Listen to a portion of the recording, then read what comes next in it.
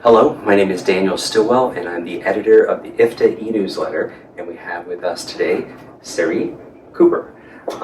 So thank you very much for being with us. We are here in Japan on site, and so let's talk a little bit about you and your work. So the first question I'd like to ask everybody, since we have a global audience, is what type or label of mental health practitioner do you identify as, and what does that look like in your context? So my academic base or foundation is a licensed clinical social worker, and then I did my Ackerman Family Therapy Systems training, and then I found that there was not much mention of sexuality at all in either of those programs, and I came upon, through a supervisor, the sex therapy field. And so I'm an ASEX certified sex therapist and a certified supervisor, and I run a group practice called Center for Love and Sex in New York City. Okay, all right. So you have done a lot of work.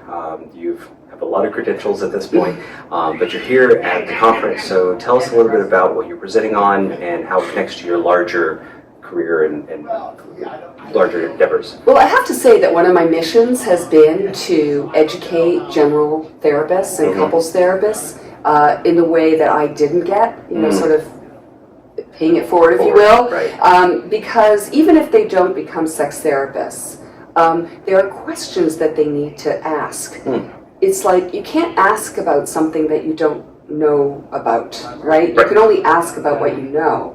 And so my talk is going to be on this framework I've developed called Sex Esteem, which is about confidence and knowledge for our clients, but it's also a parallel process, right? For the therapist to learn about ways in which they can ask about things, even if they don't know how to treat it, just so they know when to refer, either to a medical professional or a sex therapist. Okay. All right. So your work, like you said, you are, I guess, what's the credential for ASECT? What's that called again? ASECT Certified Sex Therapist. So ASECT stands for the American Association for Sexuality Educators, Counselors, and Therapists. Okay. All right. So so education is kind of built into a lot of the training that credential, that process has, and so passing that down to the next generation or the next round of people who are interested, how does that impact their clinical work?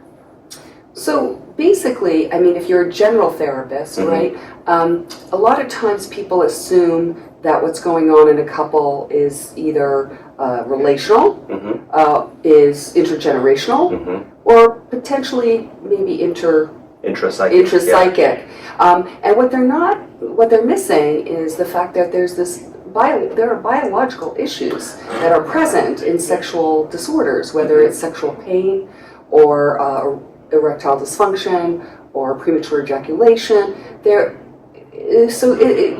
I'm trying to expand their understanding that things aren't always just around the psychogenic piece. Okay. What kinds of difficulties do you feel like the trainees have had in terms of grasping at this? Well, the people who, in terms of my own practice, my therapists, many of them are already licensed and have years under their belt. But they want to get that expertise in understanding how to ask, how to do a full assessment, right? Where do you choose to intervene first, right? Sometimes if you intervene just in the psychological or systemic energy of the couple, you're going to miss really good opportunities to help them medically, actually, where things could be, resolved maybe more quickly or at least more fully. So we have people looking at this from around the world. We are at an international conference. So ASECT processing, social work, MFT, that's Americans know kind of what that is. But how does this translate across the globe? Well, I think that, first of all, I do coaching too in my practice. I have a company called Sex Esteem because we get people from all over the world who find us online, and it may not be either optimum to find someone trained in sexuality in their country, or it may not feel safe to go within someone's community, own community, to see a therapist. So they come to us for coaching, and so we really take into account people's religions, people's belief systems. Even though many of our clients are very well educated people, we all grow up with myths and taboos from the ground up that we've absorbed from our families of origin or our culture or our religion. So I always say that it's a biopsychosocial, spiritual assessment and treatment, because there are many shame-based belief systems that people come up with. And I think also that also speaks not only to clients, but to therapists, right? We're people, and we have our own backgrounds. And so there may be that discomfort in asking about sexuality that we have to look at ourselves. So someone from any country could meet with somebody who's dealing with some type of sexual dysfunction, some type of gender and sexual diversity that they're maybe ignorant of or uncomfortable with, and so this can be a resource to help grow some of those muscles? Exactly. Okay. Exactly. And also I think because we live in a global world now, we see a lot of people partners who come from different cultures. Right, yes. Right? And they bring their own belief systems around what sex should be and what it means, and what certain types of sexual interests mean, with a lot of judgment at times, which can be very harmful. Very shame-based. Yeah. Okay. What would be an example of an open-ended question you might give somebody who is just now beginning to crack that door to sexuality as a therapeutic topic? As a therapist? Yeah. A really good open-ended question is, what does sexuality mean to you? I mean, when you say, I've had sex before, what does that mean, like in terms of behaviors? Right. And is that, solo sex, which is another word for masturbation, or we use the term self-pleasure? A lot of therapists won't even ask their clients that because they feel like it's maybe too intrusive. Right. Does it mean, casual behaviors that they do with people? Does it include multiple partners? Does it include people who are playing with maybe a kink partner who they may not be romantically involved with? Right. There's a huge menu of what that could mean for someone, but asking it in a kind of neutral way allows people to hopefully,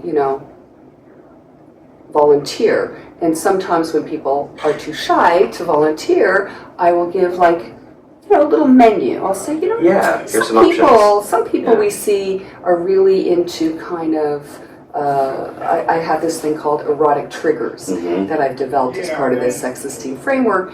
And I'll say one of those triggers that kind of pings people is power exchange, right? And I'll give examples of that as a spectrum of interests, right? And so people go, I guess I never thought of it that way, but I am kind of interested in, right? So first open, then if they're still shy, give them a little menu, explain each part of the menu. And I always say I'm wearing two hats. I'm wearing the therapist hat, and then I'm wearing an educational hat, not only on deciphering some of these words and language, but also in terms of sexual health and practices that people might do that might put them at risk. And how have they thought about that? I'm talking about consent. Yeah.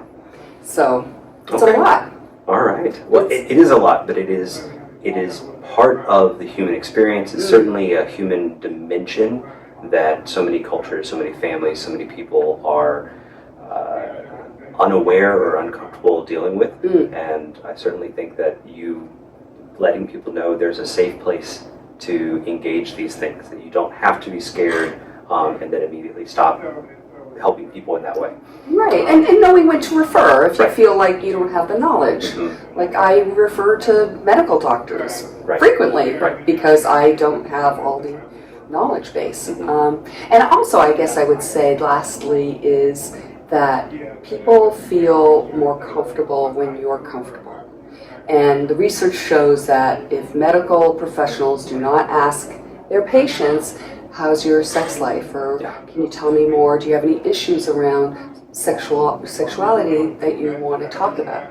If they don't ask that question, patients or clients will not speak up. Right. It's in the research, it's in our clinical bones, if you will, and that's been my experience. Yeah, and I know that not every client or even cultural permission structure can use all the terms, but I do still think that sort of knock on the door of, just so you know, if you ever want to talk about some of those things, this can be a place where we talk about it together. We may not have all the answers, but we'll muddy our way through. Or I will find someone who could help you if I don't have that expertise. Yeah. Nice. Okay. Lastly, we'd like to end with a little bit of fun. What's something personal or professional about you that would be humanizing and good for the audience to know? Oh, yeah. So my background before I became therapist was I was a professional dancer. I went to the Juilliard School and danced professionally in companies. I did my own work, and I still like to dance. For fun. I take class, Well, hopefully you get to dance a little bit here in Toyama. So that's really neat. Sweet. Well, thank you so much for being here and sharing with us some of your work, and have a good conference. Thanks.